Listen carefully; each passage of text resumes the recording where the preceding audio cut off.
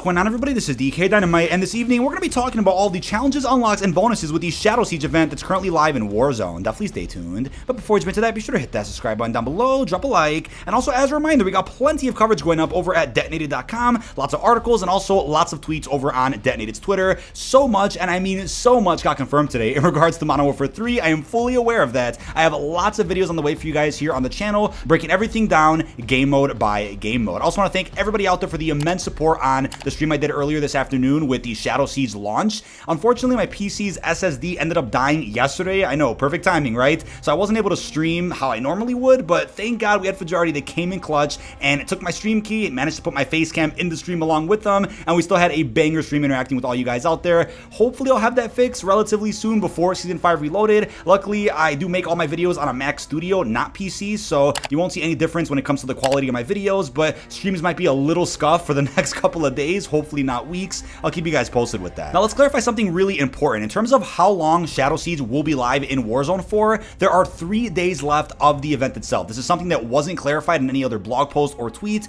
but is being clarified thanks to the in-game timer we have within COD 2.0. So we could see that we have until this Monday to play Shadow Siege, and then that will be it. So you have a couple of days to go ahead and play the event for yourself, check out the cutscene in-game, do all the challenges, get your rewards, so on and so forth. But also to clarify, you could play solo and matchmake with Shadow Siege. You don't have to have a squad like you originally had to for the raids in Modern Warfare 2. You could just queue in solo and it'll give you some random teammates. There will be teams of 4 players, and you can also use your custom loadout that you've made within Warzone. It's not going to be your loadouts from Modern Warfare 2, it'll be your Warzone ones. Random players that are in the lobby with you can also revive you, even if you can't see their name tag. You can all help each other out. There is no PvP aspect to this mode whatsoever, so you don't have to worry about getting killed by real players while trying to do certain objectives here inside of the event. Also, a little Easter egg that I found, not really an Easter egg, but something bonus that nobody out there's really talked about, is that the care packages that drop from the commanders you shoot out of the sky do actually have Juggernaut suits in them. So if you want to take advantage of that and then go into the bunker with Juggernaut suits,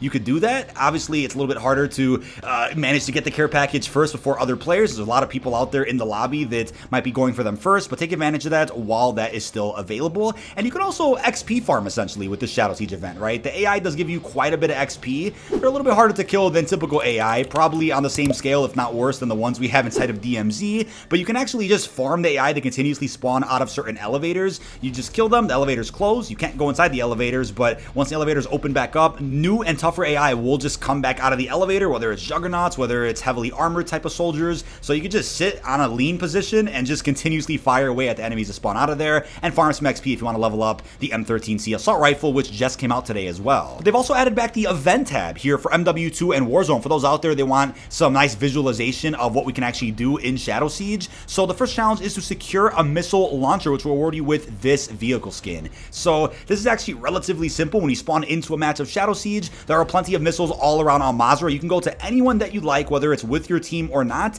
and just walk up to the missile launcher, interact with it, and you're kind of just holding on this position against tons of AI that will also spawn in. They're not really difficult at all, and once one of those gets secured, you'll get this challenge unlocked. It is that simple. And then the next challenge is to blow up the Observatory to get this animated emblem. So in order to do that, you're just essentially waiting for at least 8 missiles to get secured on Al Mazrah, because all of them will be sent to the Observatory, which will then effectively blow it up. So this is kind of a guaranteed challenge you're going to unlock in every single match of Shadow Siege, whether you actually secure a missile or not, but it's going to help out the rest of the lobby by doing your part and securing a missile as soon as you can. And once 8 of them have been secured, again, you can get a nice view of Zaya Observatory blowing up, either when flying in a helicopter or maybe even by standing right below the point of interest. If you're actually at the Zaya Observatory when the missiles take off and attack the area, you'll insta-die, which is cool. So I put some footage on screen for you guys that were curious as to what happens when this point of interest does blow up. I'm curious if in Season 6 or maybe even Season 5 Reloaded, we get a massive update to the point of interest when hopping into games of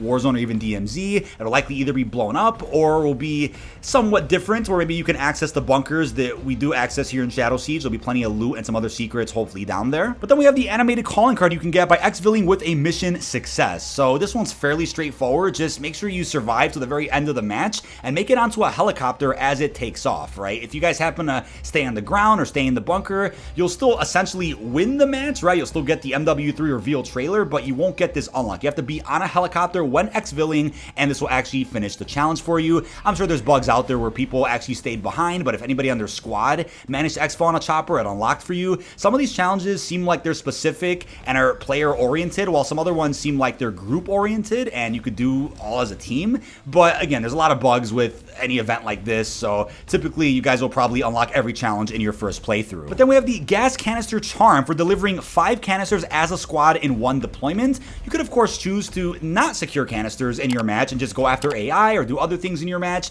but it's cool to play your part as a squad in the entire lobby and secure as many canisters as you can. You obviously have to secure 45 total canisters as a lobby, but if you just get 5 as a team, you'll end up going ahead and unlocking this challenge right here. So as long as 8 teams secure 5 canisters each, you'll be done with the entire match relatively soon. But like I said, at the beginning of a match, you have about an hour to go ahead and secure all the missiles. Then you have, I think it's what, 15-ish minutes to go in and secure your canisters once you get to that step of the Shadow Siege event. So it's really pretty straightforward. But do your part, make sure you help the lobby out as much as you can. And then next up, a challenge everybody out there was kind of stumped on for the battle token tier skip is how to intercept 5 radio transmissions. So here's something to clarify. You're going to be looking for 5 different burner phones, which will only spawn on the AI within the bunker. So you can't actually get these phones towards the start of your match unless it's really rare RNG or found within chests. We found all these burner phones within the bunker itself, and it wasn't until that stage of the Shadow Siege event when we can actually find them, like I said. So upon going straight into the bunker, any AI you kill has a chance of dropping these burner phones. I didn't see them in loot chests at all, but I certainly saw them with the AI that were in elevators, some of the jugs that we killed.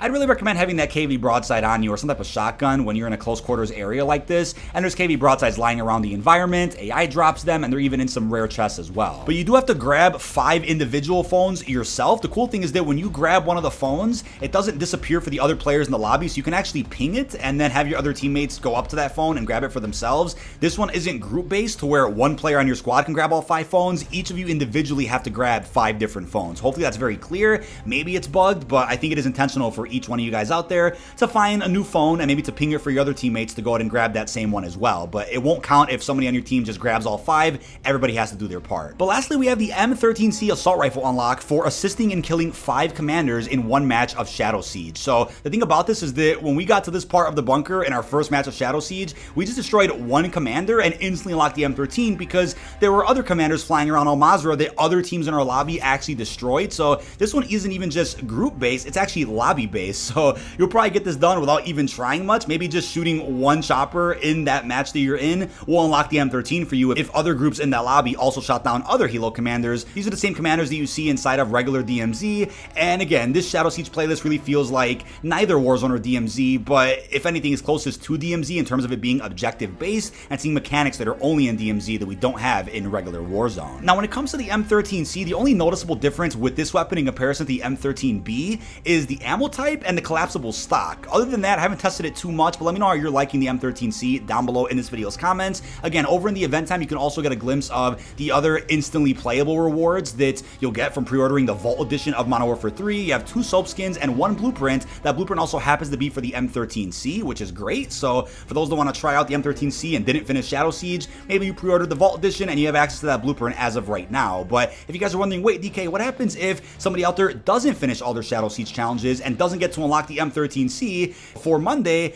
How can we unlock it? Well, either they'll add in another challenge for you to be able to do it inside of MP or Warzone, or you have to resort to exfiling with it in DMZ if you find it in other players' bags, or if the AI happens to drop it in future matches of DMZ. That'll be the only way to get your hands on this weapon moving forward. But you can of course experiment right now and bring the M13C into DMZ and then have another player pick it up and exfil, see if it unlocks it for them. Hopefully that's functioning as of right now, but if not, they'll probably fix that by the end of the month for Season 5 Reloaded. But that is about it. This has been dkdynamite. Leave your thoughts down below in the comment section. Those were all the challenges as a part of the Shadow Siege event, which just released earlier today inside of Warzone.